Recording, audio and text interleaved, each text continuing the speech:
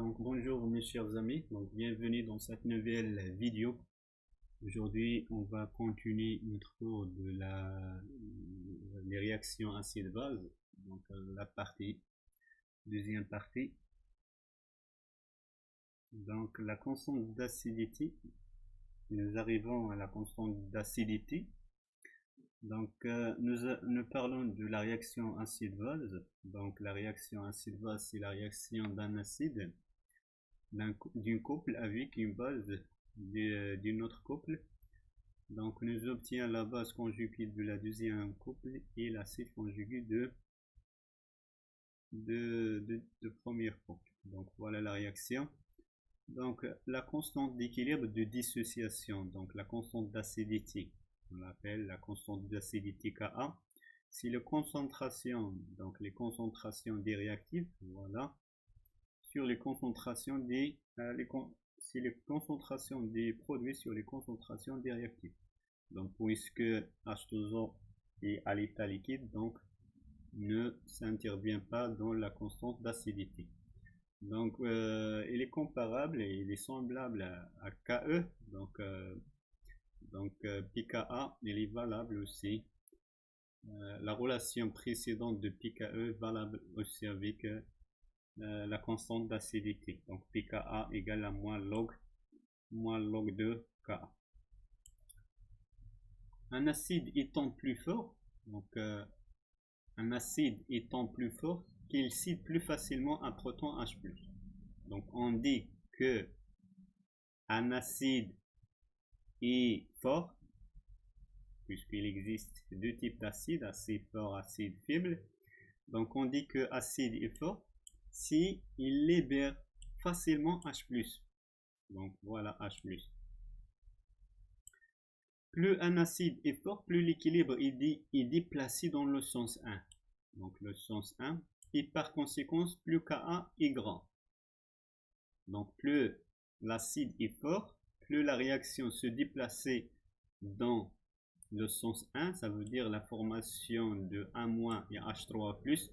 Donc la concentration de ces deux espèces va augmenter. Donc il va augmenter dans notre solution.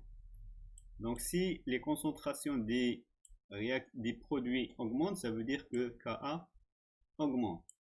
Puisqu'il y a une relation inverse entre Ka et pKa, donc puisque Ka augmente, donc pKa va diminuer. Donc on dit que acide croissant, ça veut dire fort. Acidité croissant, ça veut dire assez fort. Plus que Ka augmente et pKa diminue.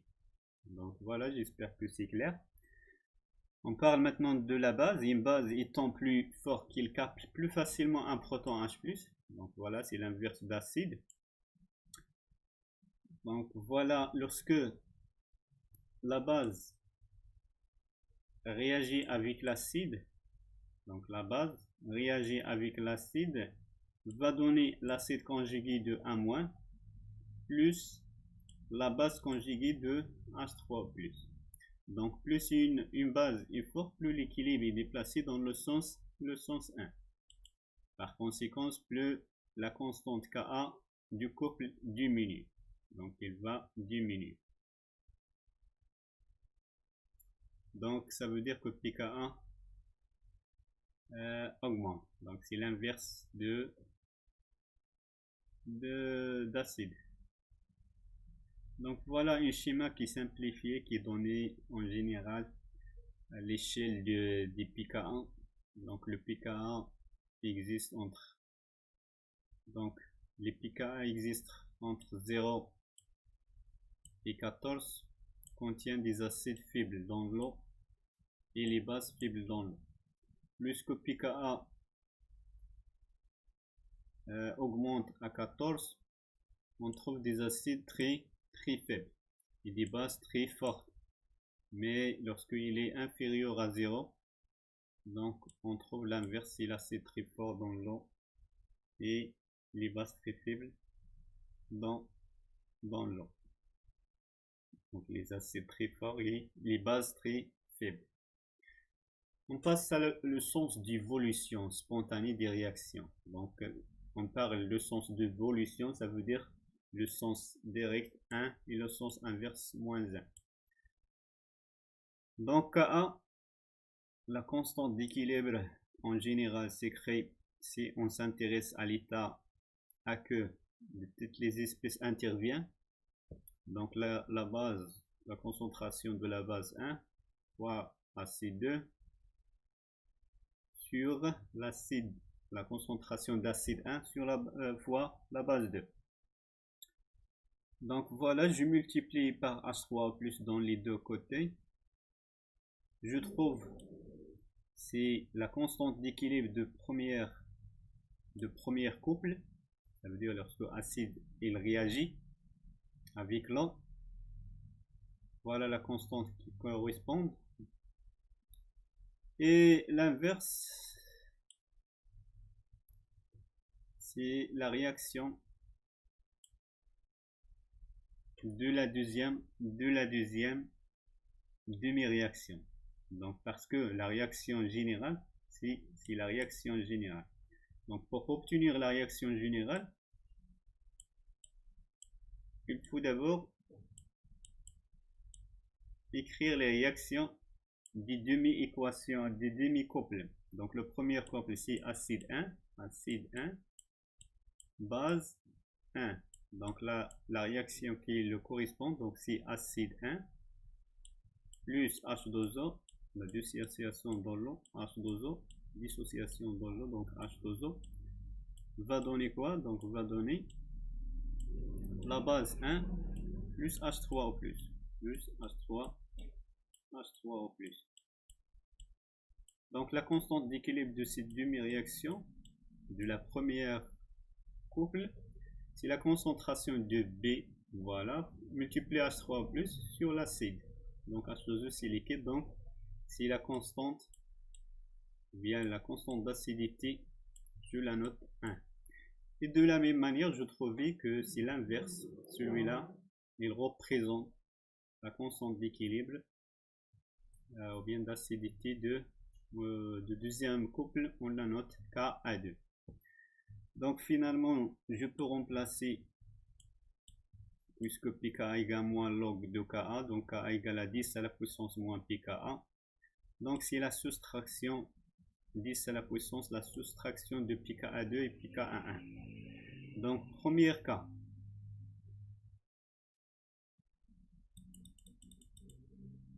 Donc si Ka1 est supérieur à Ka2,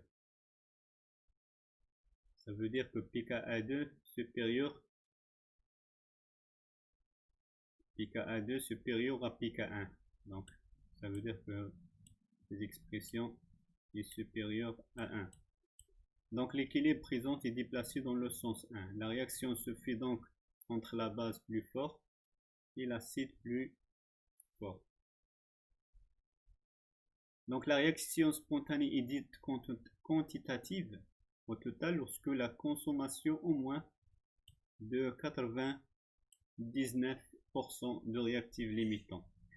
Donc si je trouvais que la valeur de K est supérieure à 10 à la puissance 4, on dit que la réaction est totale. Deuxième cas, si pKa2 inférieur à pKa1, donc la constante d'équilibre va inférieure à 1, donc la réaction se déplace dans le sens inverse. Donc on va donner des exemples des réactions. Voilà la première base, deuxième base.